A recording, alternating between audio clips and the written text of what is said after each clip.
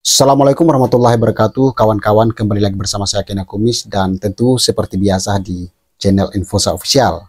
Kawan-kawan, seperti biasa kita mengulas dan sekaligus memberikan tanggapan terkait informasi terupdate yang kemudian menjadi perbincangan hangat di kalangan masyarakat. Informasi kali ini datang dari seorang Komarudin Simanjuntak, mantan pengacara almarhum Brigadir Joshua Huta Barat, yang kemudian hari ini telah ditetapkan sebagai tersangka oleh Barreskrim Polri atas pencemaran nama baik terhadap ANS Kosasi versi Barreskrim Polri.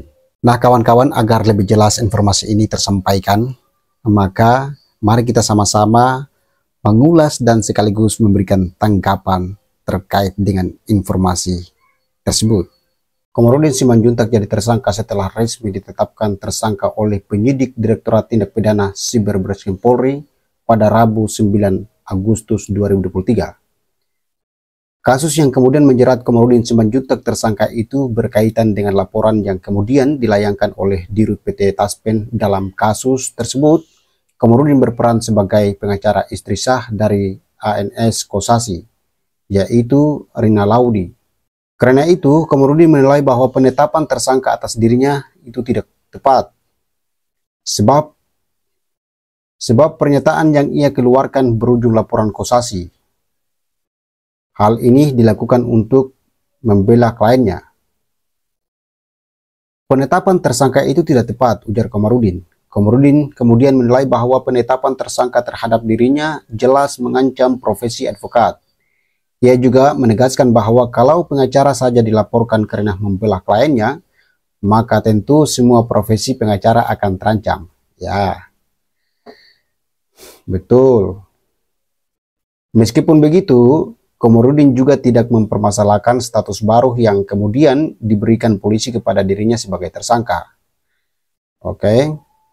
Kemudian ia juga menyatakan dengan tegas bahwa dirinya siap menghadapi seluruh proses hukum yang berlaku, meskipun ia belum memutuskan akan mengajukan pra peradilan atau tidak.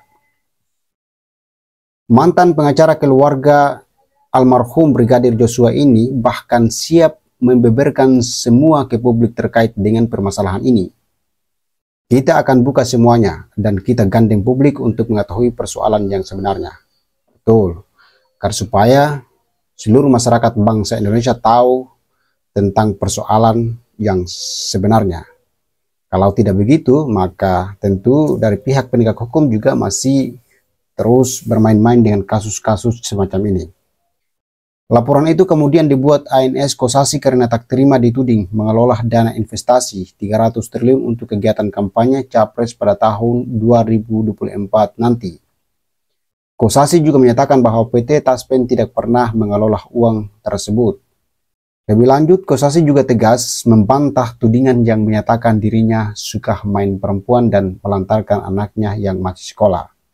Ya kawan-kawan, meskipun bantahan yang kemudian disampaikan oleh Kosasi atau Direktur PT Taspen, tetapi kemudian nanti dibuktikan saja di pengadilan kalau memang merasa bahwa apa yang kemudian disampaikan oleh Pak Komarudin itu tidak benar adanya. Tetapi kemudian saya yakin sungguh bahwa Pak Komarudin ini tentu tidak ugal-ugalan dalam mengeluarkan statementnya ke publik tanpa memiliki data yang kuat kawan-kawan. Karena Pak Komarudin tentu punya data yang kuat sehingga berani mengeluarkan statement semacam itu ke publik. Dan saya yakin bahwa beliau ini orang baik, orang yang senantiasa membela hak-hak masyarakat kecil yang membutuhkan bantuan hukum.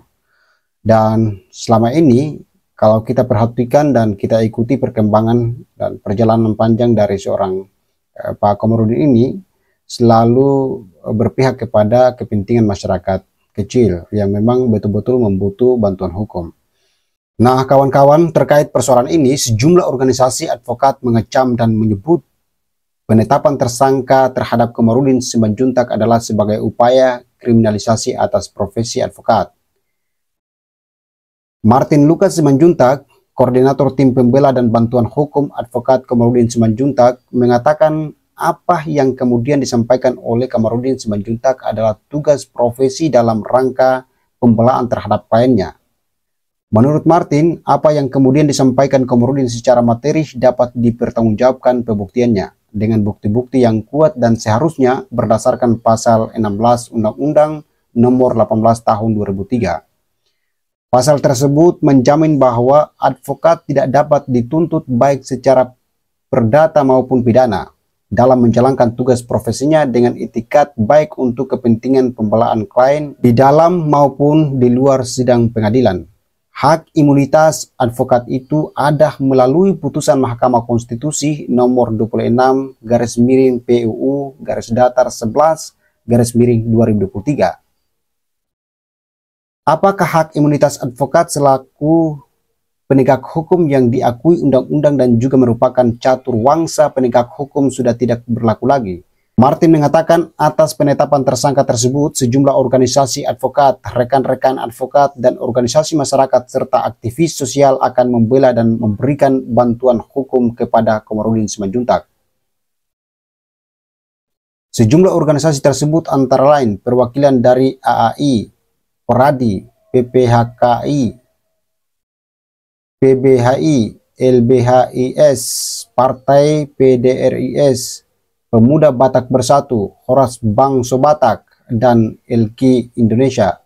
Kami bersama akan hadir mendampingi Komarudin Simanjuntak yang akan diperiksa sebagai tersangka di Cybercrime Mabes Polri pada Senin 14 Agustus 2023 pukul 10.00 waktu Indonesia Barat, kata Martin.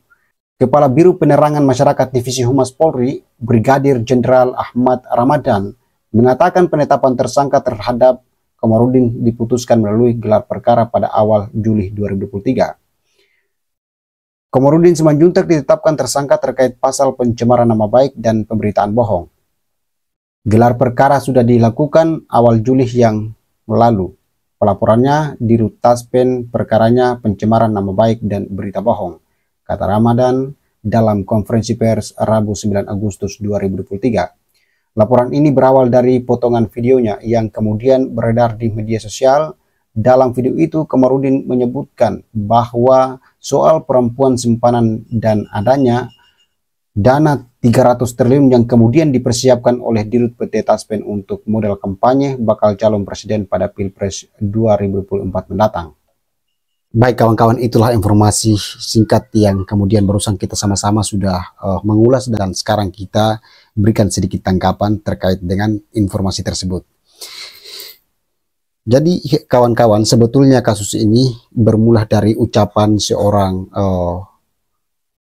Komarudin Simanjuntak terkait dengan 300 triliun yang kemudian disiapkan oleh PT Taspen atau Dirut PT Taspen untuk kemudian menjadi keperluan kampanye pada Pilpres 2024 nantinya.